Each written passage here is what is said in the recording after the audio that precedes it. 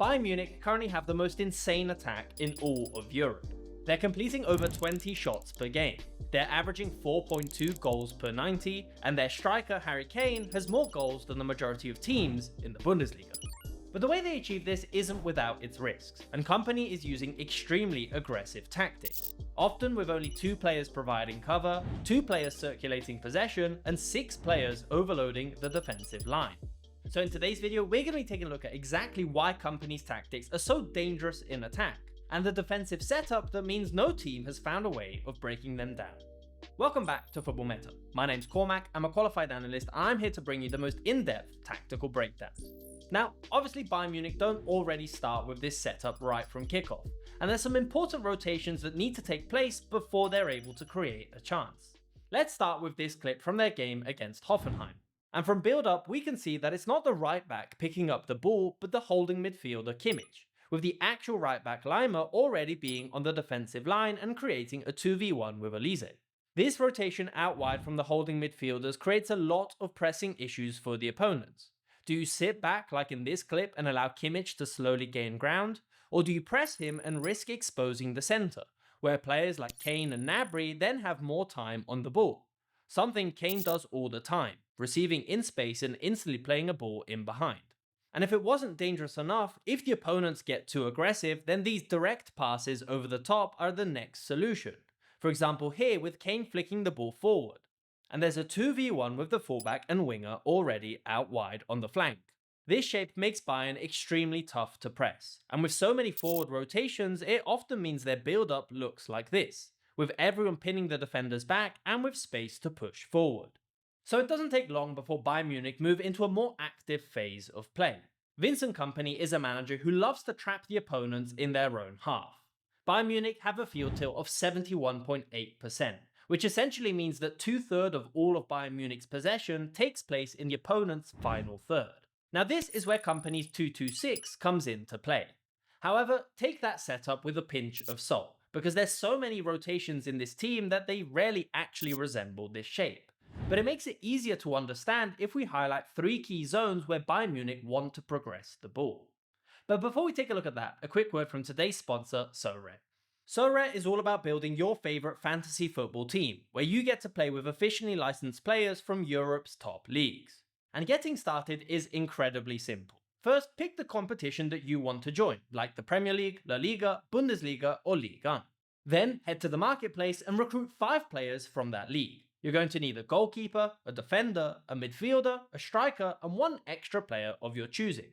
Then pick the player that you think will perform the best as your captain to get extra points. Once you've recruited your squad, get ready for the next game week. Submit your team, then kick back and enjoy the matches. And watch your team climb the leaderboard. At the end of every game week, you'll receive your rewards and you can even cash them in right after your last match.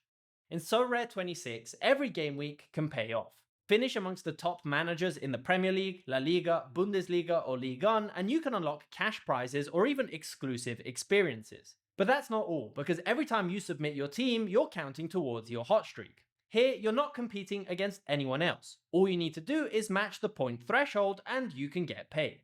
I've partnered with SoRare and they're currently running an incredible promotion, and there's a €150 welcome offer exclusively for users who sign up using my link that you can find in the description and pinned comment down below. Thank you to SoRare for sponsoring this video. Now, the first of these 3 zones is what I like to call the control zone. And, well, it's the main reason why Bayern Munich seem to never lose control when in possession. In this area, there are, generally speaking, 4 players to keep track of, the 2 centre-backs and the 2 holding midfielders. Their duty is to circulate possession and find passes into the front 6, and there are countless different shapes they'll adopt to make this possible. The pivots might be in midfield, they might form a diamond, or they might even vacate the centre entirely. And we can see all these different shapes in the same build-up from their game against Frankfurt. But it's also important to highlight that anyone can rotate in and out of this zone.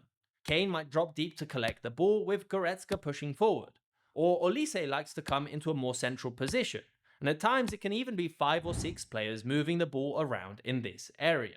But eventually Bayern Munich will look to move the ball into a more advanced zone, and the next area we move into is this space out wide, which is arguably where the majority of their attacking moves will actually originate from. This area is mostly occupied by 2 players, the fullback and the winger. The only instructions are one in the half space and one out wide. It's irrelevant which player it is, and it's mostly down to the individual preference of that player. Olise is more comfortable starting out wide, but on the other flank, Luis Diaz is often more inverted. Obviously, other players are allowed into this zone. Gnabry or even Kane will end up in any one of these spaces, and it can even lead to a quick overload with a lot of players shifting over to one side of the pitch. For example, in this clip with all of Bayern tilted to this side. But what they do excellently is they stretch the pitch as much as possible, and there are two players opposite to the move ready to attack forward.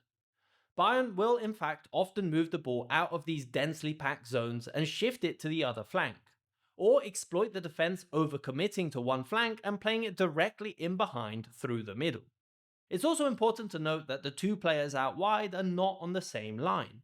The player out wide will look to stay on the defensive line, while the one in the half space will stay a bit deeper.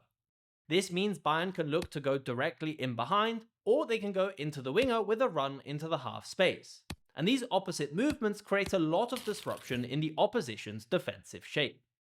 Finally, the last space we see in attack is this central space in front of the defensive line. This is arguably the trickiest one for the opponents to stop, because a lot of the time, there's no one there. Kane and Gnabry will rotate all over, and as Bayern push forward, anyone can end up in these positions here. The main idea for Kompany when Bayern are attacking is that this space is not that important during build-up, and if you can overload the midfield with as many players as possible, then you'll essentially hold on to the ball as much as you want. The opposition's centre-backs can't be too aggressive, because there is still the threat of this direct ball in behind into the wingers, so they need to stay in line with the fullbacks to ensure that if Bayern do play a ball over the top, then it's at least as wide as possible. This essentially leaves the opposition centre-backs with nothing to do when Bayern are building the attack. But it's when Bayern enter the final third where we start to see this zone getting flooded with players and runners in behind. The majority of goals this season are coming from these balls into pockets of space either side of the centre-backs, either finishing the shot directly or then looking for cutbacks back across the box. And because of all these rotations that took place during build-up, any player can end up finishing off the move. Kane has obviously been the main talking point with 18 goals and 3 assists in just 10 matches. But all of Bayern's front line has been on fire, with Diaz, Olise and Gnabry all off to great starts as well. Luis Diaz in particular has been a phenomenal addition to Bayern's front line, and looks right at home in this dynamic front six. But like we mentioned at the start of the video, this is one of the most aggressive shapes in European football, so it should in theory leave them quite vulnerable at the back. Well, in reality, this couldn't be further from the truth, and they so far have one of the best defensive records as well. So far, they have the lowest XG from counters conceded in the Bundesliga, and by far the best defensive record in general. And it's all down to the incredible off-the-ball work rate. The first priority as soon as possession is lost is to chase down the opponent with a relentless gegenpress. Because they're able to get so many players forward, it also means the defenders are in close proximity, so are quick to close everyone down.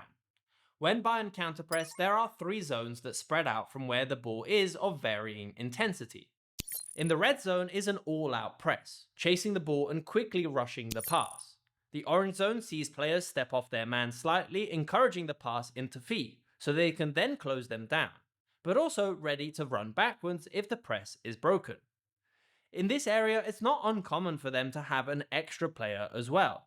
For example, in this clip here, we can see how Bayern have matched up man for man, but Goretzka is in a position to make a pass forward extremely complicated and risky. In this case, it forces Frankfurt back, with Olise winning the ball back high up the pitch. Finally, in the yellow zone, players are more in a zonal position.